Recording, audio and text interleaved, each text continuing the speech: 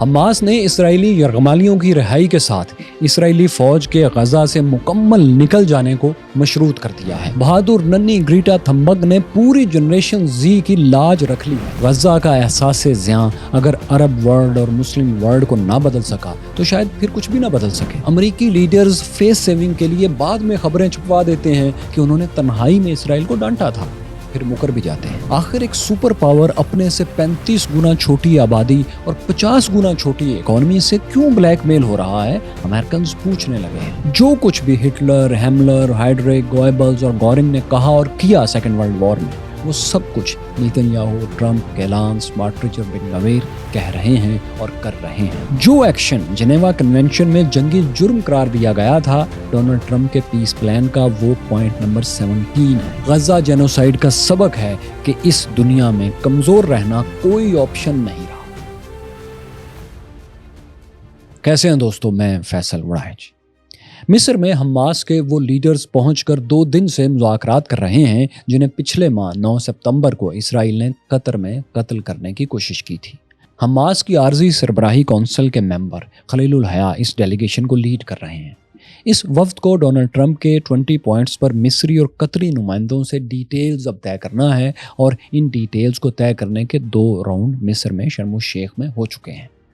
مصر کی طرف سے انٹیلیجنس چیف میجر جنرل عباس کمال اور قطر کی طرف سے وزیر اعظم محمد بن عبد الرحمن الثانی، یہ 2 لوگ ہیں جو بنیادی طور پر اس ساری نیگوسیشنز کو ہینڈل کرتے ہیں، حماس کی طرف سے بھی اور اسرائیل امریکہ کی طرف سے بھی۔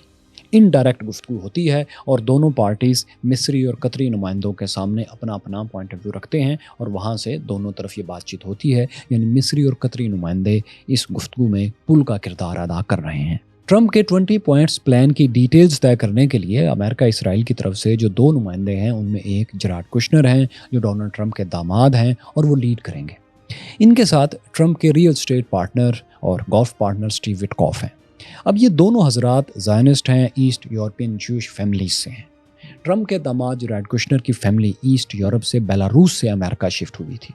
اس فیملی کے سربراہ چارلز کشنر تھے جو کہ جیرارڈ کے والد یعنی ٹرمپ کی بیٹی کے سسر بھی ہیں۔ دلچسپ بات یہ ہے کہ جیرارڈ فیملی کے سربراہ امریکن جسٹس سسٹم میں باقاعدہ ایک فراڈیے ڈکلیئر کیے جا چکے ہیں۔ یہ کوئی جذباتی بات نہیں، آپ خود دیکھ سکتے ہیں سائٹ سکرین پر کہ امریکن جسٹس ڈپارٹمنٹ کی آفیشیل ویب سائٹ justice.gov پر ان کے جرائم کی تفصیلات آج بھی موجود ہیں، اور لکھا ہے کہ یہ ایک فراڈ کرنے والے شخص ہیں جو دھوکہ دہی کو معاملات حل کرنے کے لیے استعمال کرتے ہیں۔ ان کے عدالت میں ثابت شدہ کچھ جرائم ایک PDF فائل کی ایکسل شیٹ پر اسی ویب سائٹ پر اس وقت بھی موجود ہیں۔ انہوں نے ٹپیکلی موساد سٹائل میں اپنے پارٹنرز پر ہنی ٹریپنگ کی، خواتین کو استعمال کیا اور اپنے پارٹنرز کو، بزنس پارٹنرز کو بلیک میل کر کے مالی فائدے حاصل کرنے کی کوشش کی۔ اسرائیلی رائٹ ونگ اخبارات بھی کشنر فیملی کے سربراہ چارلز کشنر کی کرپشن، سیکس ٹیپس اور فراڈز کی تفصیلات چھاپتے رہتے ہیں۔ 2005 میں اسے چارلز کو انہی جرائم میں 2 سال قید کی سزا بھی سنائی گئی تھی، جس کے بعد چارلز کا ہونہار بیٹا جیرارڈ انہی کی گدی پر بیٹھا اور فیملی کی سربراہی، بزنس سربراہی اپنے ہاتھ میں لی۔ اس کے والد چارلز کشنر مستقل فراڈ کیسز میں الجھے ہوئے تھے، یہاں تک کہ پھر 2020 میں انہیں ڈونلڈ ٹرمپ نے بطور پریزیڈنٹ صدارتی معافی دے دی، پارڈن دے دیا جاتے جاتے۔ اس کی وجہ یہ بتائی جاتی ہے کہ انہوں نے ڈونلڈ ٹرمپ کی الیکشن کیمپین کے لیے ملینز آف ڈالرز کی فنڈنگ کی تھی۔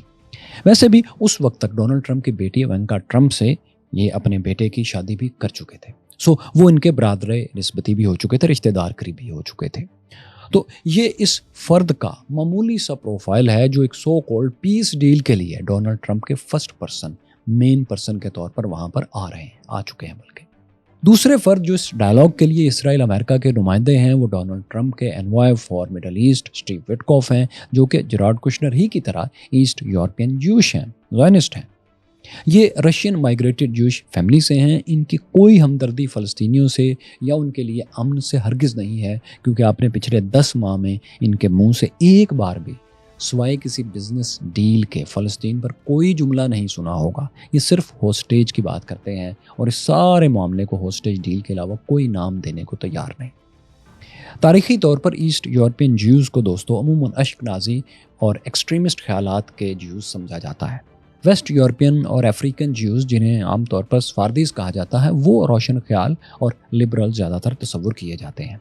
नेतन्याहू खुद भी ईस्ट यूरोपियन हैं, पॉलिश फैमिली से हैं, इनका नाम भी पॉलिश अलग है, नेतन्याहू नहीं है, और इनकी सारी टीम भी इसी ओरिजिन की है, अशकनाजी ज़ायनिस्ट ही हैं ये सब।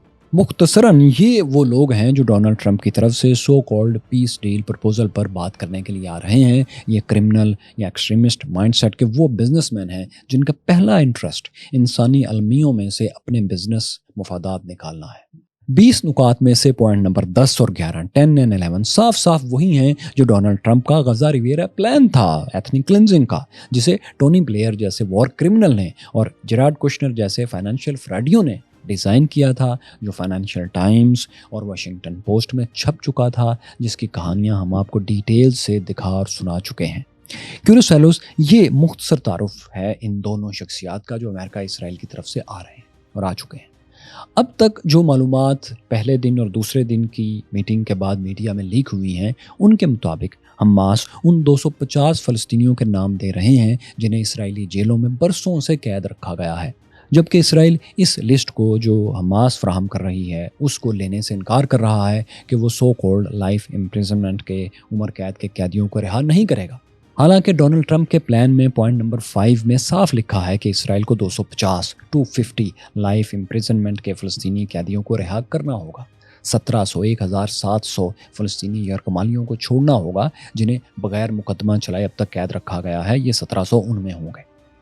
याद रखिएगा दोस्तों कि प्लान के मुताबिक हमास ने 72 घंटों में 72 आवर्स में मुस्बत जवाब देना था और इस जवाब पर इसराइल को गजा में बॉम्बिंग रोकना थी। मगर हमास के मुस्बत जवाब और डोनाल्ड ट्रंप के ट्रुथ सोशल पर बयानात पोस्ट के बाद भी इसराइली ऑक्युपाइड फोर्सेस ने गजा पर बॉम्बिंग नहीं रोकी, बल्कि जेनोसाइड को तेज कर दिया, और डोनाल्ड ट्रंप ने इस पर कोई भी शिकवा अब तक नहीं किया। रोजाना 100 से ज्यादा लोगों को बिला वजह घरों में बैठे या राह चलते कत्ल किया जा रहा है। दूसरी बात जिस पर दूसरे दिन हमास डेलीगेशन ने जोर दिया वो ये थी कि इसराइली कैदियों की रिहाई के साथ साथ इसराइली फोर्सेस गजा से निकलती जाएंगी। उस प्लान के मुताबिक तो ये था कि लामुतनाही वक्त तक इसराइली फोर्सेस गजा की पट्टी के अंदर रहेंगी, लेकिन दूसरे दिन हमास ने ये डिमांड रखी है डिटेल्स में कि इसराइली फोर्सेस साथ साथ विड्रॉ करेंगी। हमास की तरफ से इस बात पर जोर दिया गया है कि आखिरी इसराइली होस्टेज के रहा होते ही हमास की तरफ से इसराइली फोर्सेस गजा से मुकम्मल निकल चुकी होंगी। तीसरी बात जो अल जज़ीरा ने हमास के नुमाइंदे से बात करते हुए कही वो ये है कि जो गुफ्तगू हुई इस दौरान वो ये कि इन्हें इंटरनेशनल गारंटीज़ चाहिए कि ये जो डील है ये फाइनल और मुकम्मल सीज़ फायर पर मुंतज होगी, जिसमें इसराइली फ़ौज की गजा से मुकम्मल वापसी शामिल होगी। इसकी हमें गारंटी चाहिए। ये दोस्तों हमास की तरफ से पेश की गई 3 तब्दीलियां हैं जो मीडिया में, अल जज़ीरा में और दीगर अखबारात में लीक हुई हैं, और इन पर बात के लिए, इन्हीं पर मज़ीद डिटेल्स तय करने के लिए, इनसे इत्तफाक या इख्तलाफ के लिए अमेरिका से ये दोनों नुमाइंदे जेराड कुशनर और स्टीव विटकॉफ भी मिस्र पहुंच चुके हैं। अब चूंकि अरब ममालिक और फ़लस्तीनी पावर कंपैरिजन में इसराइल अमेरिका इत्तेहाद से बहुत कमज़ोर हैं, बेबस हैं, इसलिए इन्हें बाहर सूरत अब बेहतर नेगोशिएशंस पर ही जोर देना है, इसी में अपनी एक्सपर्टीज़ दिखानी है और वॉर क्रिमिनल्स और फ्रॉडस्टर्स पर एतबार करना है। वॉर क्रिमिनल इसलिए कि सेकेंड वर्ल्ड वॉर के बाद ये पहली दफ़ा है कि किसी पार्टी ने खुराक को मुआहदे में हथियार के तौर पर शामिल कर दिया है। डोनाल्ड ट्रंप के 20 नुकाती कॉलोनियल प्लान में 17 नंबर पर यह लिखा गया है कि इन पॉइंट्स की मंजूरी के बाद खाने पीने और अद्वियात की इमदाद गजा की पट्टी में बेबस और बेयारो मददगार लोगों तक भेजी जाएगी। और सितम ज़रीफ़ी ये है कि इसमें भी इमदाद का कम से कम तयन किया गया है, यानी वही जिस पर डोनाल्ड ट्रंप इस साल 19 जनवरी के दिन मुत्तफिक थे, बस उतनी। हालांकि इंटरनेशनल ह्यूमैनिटेरियन लॉ जो तमाम यूएनओ मेंबर्स बशमूल इसराइल अमेरिका पर भी लागू होता है, उसके मुताबिक खुराक और भूख को जंग के दौरान हथियार के तौर पर इस्तेमाल करना वॉर क्राइम है और क्राइम अगेंस्ट ह्यूमैनिटी है। जिनेवा कन्वेंशन 1949 के आर्टिकल 54 में लिखा गया है कि जंगी मकासद हासिल करने के लिए सिविलियंस को स्टारवेशन यानी कहत से दो चार नहीं किया जा सकता, भूखा नहीं मारा जा सकता या कोशिश नहीं की जा सकती। जंग के दौरान किसी भी ऐसी चीज़ पर हमला करने, तबाह करने, हटा देने या नाकाबिले इस्तेमाल बना देने की इजाज़त नहीं है जिससे आम लोगों की ज़िंदगियाँ मुतासिर हो सकती हों। جیسا کہ خوراک کے ذخیرے، وہ زمین جہاں کھیتی باڑی کی جاتی ہے، قابل کاشت زمین، کھڑی فصلیں، لائف سٹاکس جانور وغیرہ، واٹر سپلائیز اور کھیتوں کو پانی دینے کا نظام وغیرہ، اس میں سے کچھ بھی تباہ نہیں کیا جا سکتا، کیونکہ اسے تباہ کرنا انٹرنیشنل لاء میں وار کرائم ہے۔ پھر صرف ہیومن رائٹس کے قوانین ہی نہیں، بلکہ روم اسٹیچیوٹ میں انٹرنیشنل کرمنل کورٹ کے آرٹیکل 8(2)(b) میں لکھا ہے کہ جان بوجھ کر عام لوگوں کو بھوک کا شکار کرنا اور ان تک وہ چیزیں پہنچنے سے روکنا جو ان کی زندگیوں کے لیے ضروری ہوں، اور ریلیف سپلائیز کو متاثر کرنا بھی جنگی جرم ہے۔ مطلب دونوں عالمی قوانین کے مطابق، جنیوا کنونشن پروٹوکولز کے مطابق اور روم اسٹیچیوٹ ICC کے لحاظ سے، دونوں طرح امریکی صدر یہ پلان پیش کر کے ایک جنگی جرم کر رہے ہیں، اس کی حمایت کر رہے ہیں، اور ڈارک کامیڈی کی انتہا دیکھیے کہ اس پر نوبیل امن انعام بھی گن پوائنٹ پر طلب کر رہے ہیں۔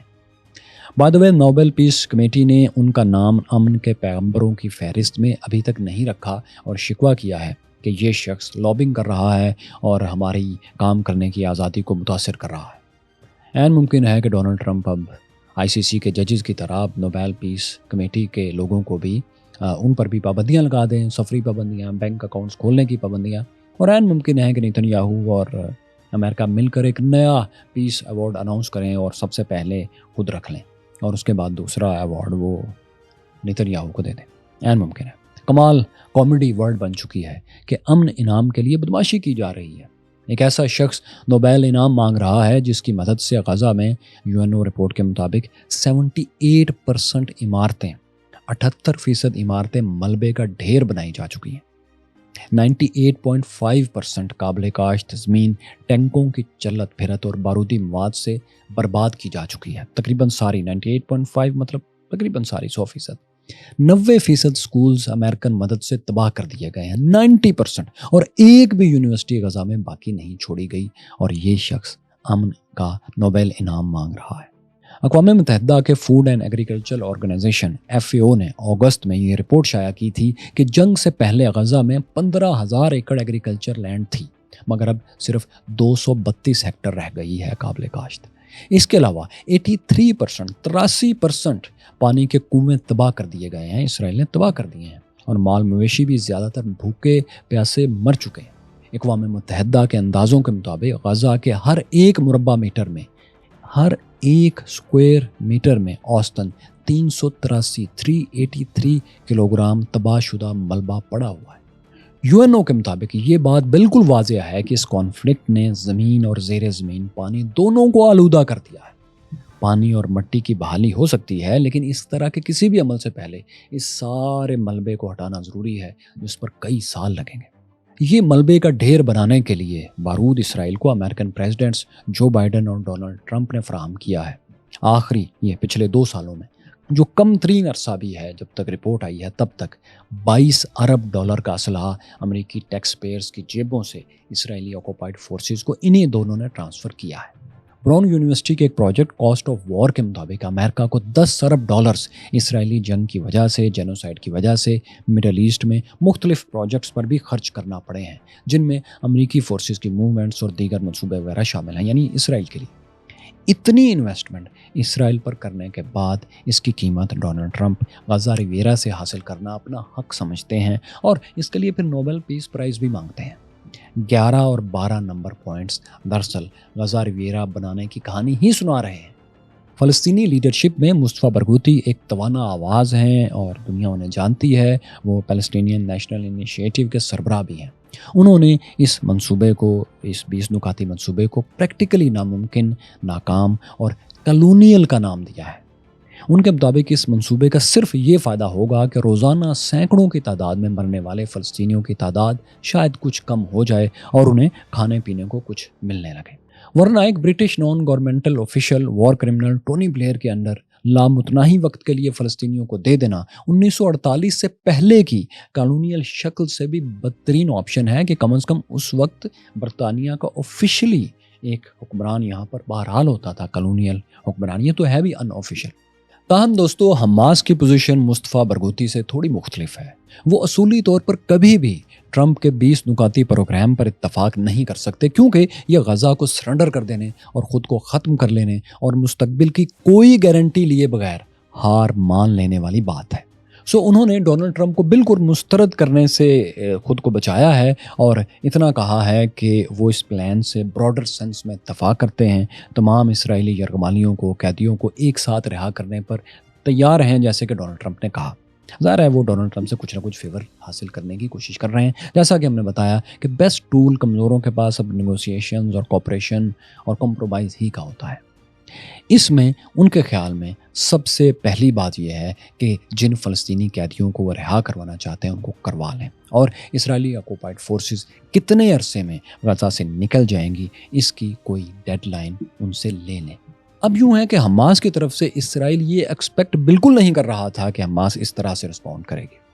وہ اپنے لوکل نیوز نیٹ ورکس میں، اپنی مقامی زبان ہیبرو میں خوش تھے کہ جو تبدیلیاں ہم نے ڈونلڈ ٹرمپ سے 21 نکاتی فارمولے میں کروائی ہیں اور 20 نکاتی کر دیا ہے، اور آکوپائڈ یروشلم میں واپسی پر جو بیانات نیتن یاہو نے دینا شروع کیے تھے، ان کے بعد حماس یقیناً ڈونلڈ ٹرمپ کے پلان کو مسترد کر دے گی، یہ انہیں یقین تھا۔ امریکہ سے واپسی پر آپ جانتے ہیں کہ اسرائیلی پرائم منسٹر نے اپنے لوگوں سے کہا تھا کہ وہ غزہ کو کبھی بھی خالی نہیں کریں گے، آکوپیشن ہمیشہ قائم رکھیں گے اور کبھی بھی فلسطینی ریاست قائم نہیں ہونے دیں گے۔ اور یہی بیانات انہوں نے یو این جنرل اسمبلی میں بھی دیے، جو کہ یو این جنرل اسمبلی کی قراردادوں اور سلامتی کونسل کی پاس کی ہوئی قراردادوں کے خلاف تھے۔ اس کے بعد نیتن یاہو اور ان کے لوگوں کو یقین تھا کہ حماس اب تو 100% مسترد کرے گی ہی یقیناً ڈونلڈ ٹرمپ کے پلان کو، مگر حماس نے ہوشیاری دکھائی اور غالباً عرب ممالک کے سمجھانے پر ڈونلڈ ٹرمپ کی ایگو کو ہرٹ نہیں کیا، بلکہ اس کی تھوڑی سی مالش کر دی اور کہا کہ وہ ڈونلڈ ٹرمپ کے پلان سے اتفاق کرتے ہیں۔ اسی لیے اب ifs اینڈ بٹس پر ڈسکشن ہو رہی ہے، ورنہ نہ ہو رہی ہوتی۔ بہرحال یہ ifs اینڈ بٹس کی ڈسکشن جانے کب تک چلے اور اس دوران جانے کتنے فلسطینی امریکن بیگڈ اسرائیلی بمباری سے مزید ہلاک بھی کر دیا جائے، لیکن بہرحال یہ ایک ہلکا سا آپشن تھا جو ان سب نے لے لیا۔ غزہ کے جینوسائیڈ سے دنیا کے تمام کمزوروں کو دوستو بہرحال ایک سبق تو ضرور سیکھنا چاہیے، اور وہ یہ کہ اس پاگل پن کی دنیا میں کمزور رہنا کوئی آپشن نہیں ہے۔ اس سارے کھیل میں ایک اور دلچسپ بات جو امریکن پریزیڈنٹس میں کامن ہے، خصوصاً جو بائیڈن سے ڈونلڈ ٹرمپ تک آپ نے دیکھی، وہ ہے امریکی حکمرانوں پر اسرائیل کا بے پناہ خوف جو پردہ اسکرین پر، موبائل فونز کے اسکرین پر کیمروں سے کیپچر ہوتا اور نظر آتا ہے۔ خاص طور پر ایسا لگتا ہے کہ ڈونلڈ ٹرمپ کسی وجہ سے اسرائیل سے بہت بلیک میل ہیں اور ڈرتے ہیں کہ ان کو مزید بلیک میل نہ کیا جائے، کیونکہ جب نیتن یاہو کے ساتھ وہ ابھی پریس کانفرنس کر رہے تھے تو پہلے تو ڈونلڈ ٹرمپ نے بہت تھکے ہوئے لہجے میں، منت کے لہجے میں مسلسل نیتن یاہو کی اپیزمنٹ کی اور اسرائیل کے لیے اپنی خدمات کو یاد کروایا۔ لگاتار وہ اپنی خدمات یاد کرواتے رہے۔ وہ بتاتے رہے کہ کیسے انہوں نے گولان ہائٹس پر اسرائیلی قبضہ تسلیم کیا اور کیسے ایسٹ یروشلم کو اسرائیلی لیگل ٹیریٹری مانا۔ امریکی پالیسی میں بہت بڑا شفٹ وہ اسرائیل کی حمایت میں لے کر آئے، اور وہ امریکی تاریخ میں وہ پہلے صدر ہیں اور جنہوں نے اسرائیل کی سب سے زیادہ حمایت کی۔ یہ ہر صدر یہ ثابت کرنے کی کوشش کرتا ہے کہ وہ اسرائیل کا سب سے بڑا حمایتی ہے، یہ کھڑا ہو کر بار بار بتاتا ہے۔ صاف ظاہر ہے، صاف پہچانا جا سکتا ہے کہ کوئی بہت بڑا خوف ہے ان سب کو کہ شاید اگر ہم نے اس کو یہ ثابت کرنے کی کوشش نہ کی یا اس پوزیشن سے پیچھے ہٹے تو شاید ہمیں ہماری صدارت چھین لی جائے گی اور ہمارے پاس قوت نہیں رہے گی کانگریس اور ہاؤس کو کنٹرول کرنے کی۔ کچھ ایسا لازمی ہے اور آپ جانتے ہیں وہ کیا ہے۔ اس وقت ڈونلڈ ٹرمپ کے الفاظ اور ان کا چہرہ صاف بتا رہا تھا کہ وہ اتنے خوفزدہ ہیں کہ انہیں لگ رہا ہے کہ شاید کہیں کچھ غلط نکل گیا تو اسرائیل ناراض ہو جائے گا اور 35 کروڑ عوام کے لیڈر، نمائندے اور 29 ٹریلین ڈالر کی اکانومی کے سربراہ پر کوئی آسمان گر پڑے گا۔ American right winger Republican MAGA support کے سب سے بڑے سپوکس پرسن ٹکر کارلسن بھی آج کل اسی مخمصے میں ہیں اور ویڈیوز پر ویڈیو بنائے جا رہے ہیں۔ وہ بھی اسی سوال کو سلجھانے کی، سمجھنے کی کوشش کر رہے ہیں اور اپنے ہم وطن امریکیوں سے بار بار پوچھ رہے ہیں کہ ایک 90 لاکھ 9 ملین آبادی کا ملک، ایک 35 کروڑ کے سپر پاور ملک کے سربراہ کو اتنی آسانی سے بلیک میل کرنے میں کیوں کامیاب ہو رہا ہے؟ وہ بار بار پوچھ رہے ہیں کہ ہمارا تعلق دنیا میں زیادہ آبادی اور زیادہ اکانومی والے، زیادہ طاقتور ملکوں سے اس قدر چھوٹے سے ملک کی وجہ سے کیوں بگڑ رہا ہے، اور یہ امریکن انٹرسٹ کیسے ہے کہ ہم اتنے چھوٹے ملک کی سپورٹ کریں اور اس سے زیادہ بڑی پاورز اور آبادی کو اس کی وجہ سے ناراض کریں۔ وہ آن لائن نیٹ ورکس پر اس کے جوابات بھی دیتے رہتے ہیں، آپ دیکھ سکتے ہیں۔ تو خیر، اس منت نما پریس کانفرنس میں شرمناک پرفارمنس کے بعد پریزیڈنٹ ٹرمپ نے بھی جو بائیڈن کی طرح امریکی میڈیا میں ایسی خبریں پھر بعد میں لیک کروائیں کہ ڈونلڈ ٹرمپ کمزور تو نہیں ہیں، انہوں نے تو بند کمرے میں نیتن یاہو کو ڈانٹا بھی تھا۔ ابھی آپ نے ایکزیوس کی رپورٹ ضرور دیکھی ہوگی جس میں لکھا تھا کہ ٹرمپ نے نیتنیاہو کو ایک سخت جملہ بھی کہا، گالی بھی دی، اور دلچسپ بات دیکھیں کہ 100% ایسے ہی الفاظ سابق صدر جو بائیڈن بھی کتابوں کے لیے انٹرویوز میں اور نیوز پیپرز میں چھپوایا کرتے تھے اور ایکزیوس میں ہی چھپا کرتے تھے، ٹھیک اسی گالی کے ساتھ۔ بعض اوقات وہ صرف اتنا بھی چھپوا دیا کرتے تھے کہ وہ اسرائیل کی غزہ میں قتل و غارت پر بہت فرسٹریٹ ہو چکے ہیں کیونکہ ورلڈ فوڈ کچن والوں پر اسرائیلی میزائل آ کر گرے ہیں اور وہ تمام مارے گئے ہیں، حالانکہ یہ تو غیر فلسطینی تھے، مطلب امریکی تھے، انہیں تو نہیں مارا جانا چاہیے تھا۔ تو یہ خبریں بھی وہ چھپوا کر یہ دکھانے کی کوشش کرتے تھے۔ یہ سب بیانات فیس سیونگ کے لیے چھپوائے جاتے ہیں تاکہ امریکن پریزیڈنٹس اپنے سپورٹرز کو دکھا سکیں کہ وہ اپنے سے 35 گنا چھوٹی آبادی اور 50 ٹائمز چھوٹی اکانومی سے بلیک میل تو نہیں ہو رہے، حالانکہ وہ ہو رہے ہوتے ہیں۔ ابھی آپ دیکھیں کہ ڈونلڈ ٹرمپ بیان دینے کے بعد مکر گئے کہ میں نے تو کوئی سخت بات بھی نہیں کی، کیونکہ انہیں اندازہ ہے کہ سامنے کیمرے پر اس بات کا اعتراف کرنا ان کے لیے کیا نتائج لا سکتا ہے۔ لیکن ان کی یہ پرفارمنس ان کے ملک میں اور دنیا میں دیکھی جا رہی ہے، اور اس کا اثر بھی ہو رہا ہے کہ امریکن پریزیڈنٹ کس جگہ پر بلا وجہ اتنے کمزور دکھائی کیوں دیتے ہیں۔ اس کا اثر اس طرح ہو رہا ہے کہ امریکہ میں ہونے والے سرویز میں پہلی بار امریکی شہریوں کی زیادہ تعداد اکراس دا بورڈ اسرائیل سے زیادہ فلسطینیوں کی حمایت کی طرف چلی گئی ہے۔ گو کہ یہ اضافہ 1% ہے، لیکن بہرحال اضافہ ہے۔ اسرائیل کی نسبت 1% زیادہ لوگ امریکہ میں اکراس دا بورڈ فلسطین کو سپورٹ کرنے لگے ہیں۔ ایسا امریکہ میں آج سے پہلے کبھی نہیں ہوا تھا۔ اسی لیے ٹک ٹاک جیسی فری ایپس کو زائنسٹ بزنس مین کو بیچا جا رہا ہے اور اس کے پروگرام کو، اس کے سافٹ ویئر کو ری پروگرام کیا جا رہا ہے۔ اس کا اثر ہو رہا ہے، اسی لیے گریٹا تھمبک جیسے صاف ستھرے نام اپنا سب کچھ، یہاں تک کہ جان بھی ہتھیلی پر رکھ کر 2 بار غزہ کا نیول بلاکیڈ چیلنج کرنے کے لیے جا چکے ہیں۔ ان میں پاکستانی سینیٹر مشتاق بھی شامل ہیں، آپ سب ان کو جانتے ہیں، اور میں تو انہیں خاص طور پر پچھلے 23 سال سے پرسنلی جانتا ہوں۔ وہ حماس کی مذہبی آئیڈیالوجی کو، اس کے سیاسی سسٹم کو بھی اپناتے ہیں، اس سے اتفاق کرتے ہیں اور فلسطینی کاز کو جوانی سے سینے سے لگائے ہوئے ہیں۔ اب پاکستانیوں اور عربوں کو تو کوئی کہہ سکتا ہے سینیٹر مشتاق کی طرح کہ یہ مسلمان ہونے کے ناطے اور فلسطینیوں کی حمایت میں وہاں جا رہے ہیں، مگر گریٹا تھمبک جیسے نان ریلیجس لوگ، غیر مذہبی لوگ تو جنریشن زی کے لیڈرز ہیں، یہ ماڈرن یوتھ کے ہیروز ہیں، اور ان کے پاس سوائے انسانیت سے ہمدردی کے کوئی جواز نہیں کہ یہ 2 بار جان ہتھیلی پر رکھ کر گئے ہیں۔ جس بہادری کا مظاہرہ گریٹا تھمبک نے کیا ہے، یہ جنریشن زی پر ہمارے اعتماد کو قائم رکھنے کے لیے کافی سے زیادہ بڑا واقعہ ہے، ورنہ بہت سے سرویز تو ہمیں مسلسل ڈرا رہے تھے کہ جنریشن زی ایک سپوائلڈ جنریشن ہے، ایک تباہ شدہ نسل ہے۔ گریٹا تھمبک جیسے نوجوان زی اور الفا زی دونوں کی عزت بڑھانے کے لیے بہت ہے، ہمیں ان سے امیدیں قائم رکھنا چاہیے، اور یہ دنیا کے مستقبل کی امید ہے۔ تو خیر دوستو، اس پیس پروسیس کے تیسرے فریق یعنی عرب ممالک کے ذہن میں کوئی شک نہیں کہ ان کے پاس کوئی ریئل پاور ہے ہی نہیں، وہ کمزور ہیں۔ وہ جانتے ہیں کہ ملٹری پاور سے وہ کسی طرح ڈونلڈ ٹرمپ اور اسرائیل کو غزہ جینوسائیڈ سے نہیں روک سکتے۔ سو ان کے پاس اب واحد ہتھیار جو بچا ہے وہ خوش آمد اور چمکتی ہوئی بزنس ڈیلز آفر کرنا ہے۔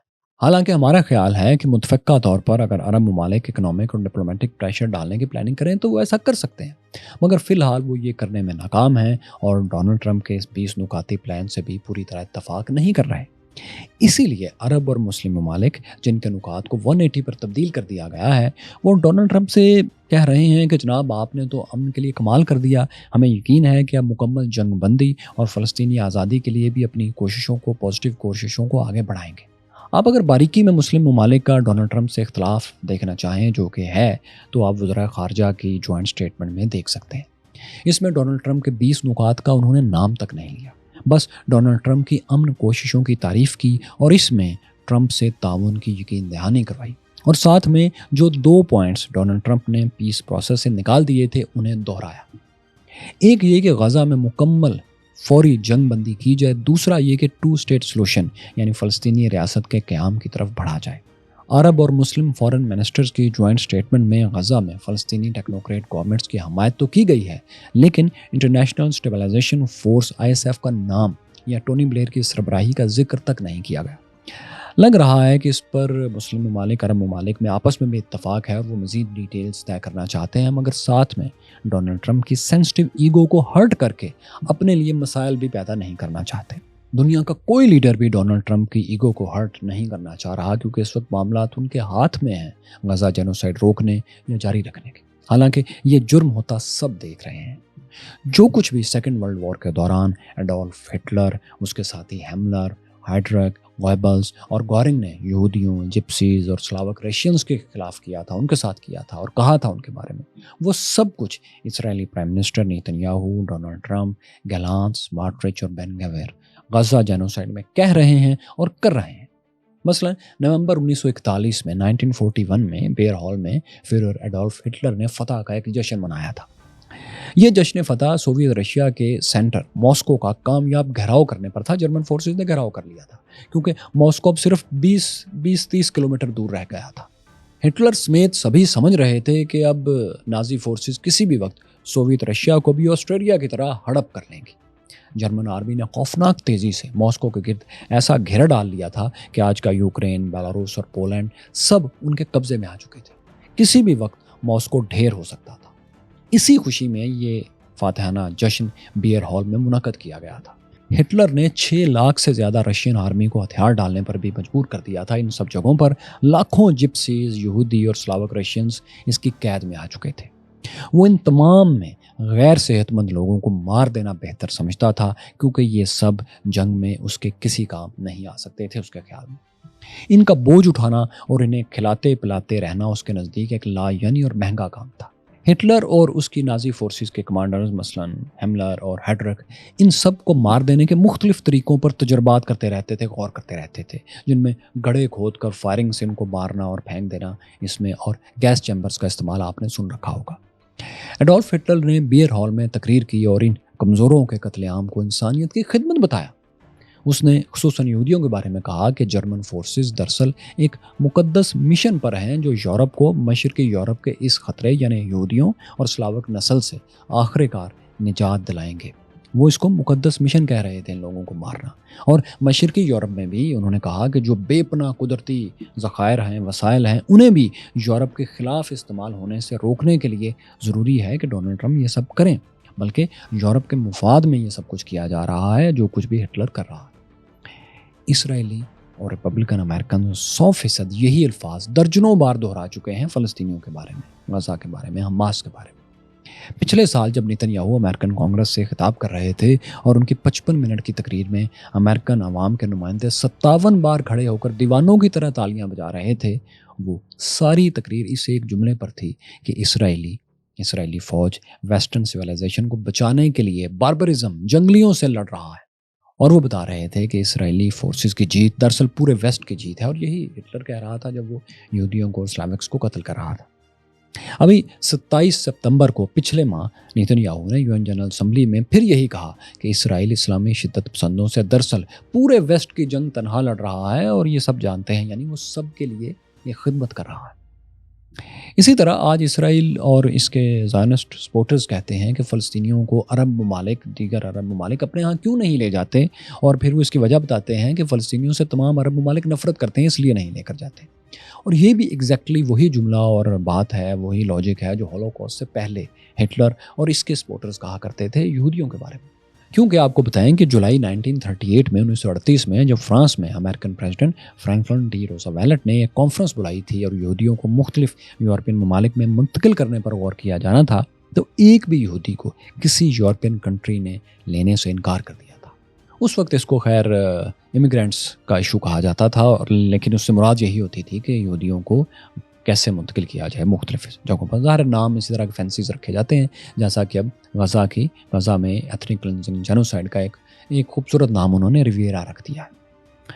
اس پر دوستو ہٹلر سوال اٹھایا کرتا تھا، اس کانفرنس پر جو فرانس میں ایویان کانفرنس ہوئی، اس پر ہٹلر سوال اٹھایا کرتا تھا کہ اگر یہ لوگ اتنے ہی اچھے ہیں تو باقی یورپین ممالک انہیں لیتے کیوں نہیں؟ اور پھر وہ اس کا جواب بھی دیتا تھا کہ ظاہر اس لیے نہیں لیتے کہ یہ لوگ اچھے نہیں۔ آج آپ یہی جملہ زائنسٹ سپورٹرز کے منہ سے سنتے ہیں کہ کوئی عرب ممالک غزہ اور فلسطین والوں کو اس لیے لینے پر تیار نہیں کہ یہ ظاہر اچھے انسان نہیں ہیں، یہ جنگجو ہیں، جھگڑالو ہیں اور دہشت گرد ہیں۔ حالانکہ سچ یہ ہے کہ زیادہ تر فلسطینی اپنی 4000 سالہ تاریخی سرزمین کو چھوڑ کر کہیں اور جانے کو تیار نہیں، اور یہ ان کا حق ہے، اور وہ آج بھی اس پر قائم ہے۔ زیادہ تر فلسطینی آج ان حالات میں بھی اپنی زمین چھوڑنے کو تیار نہیں، اپنے اولیو باغات چھوڑنے کو تیار نہیں۔ لیبیا اور عراق دوستوں کبھی فلسطینیوں کے سب سے بڑے سپورٹرز تھے اور فنڈنگ کرنے والے ممالک بھی یہی سب سے بڑے تھے۔ دونوں کو زیونسٹوں کے دباؤ میں، نیتن یاہو کے دباؤ میں امریکہ نے یوں تباہ کیا کہ ان ممالک میں کیوس ختم ہونے کو نہیں آ رہا۔ لیبیا کے کرنل قذافی اور عراق کے صدام حسین کی کہانیاں آپ یہاں اور یہاں جان سکتے ہیں۔ یہاں دیکھیے کہ انسان نے آگ سے آرٹیفیشل انٹیلیجنس تک کا سفر کیسے مکمل کیا۔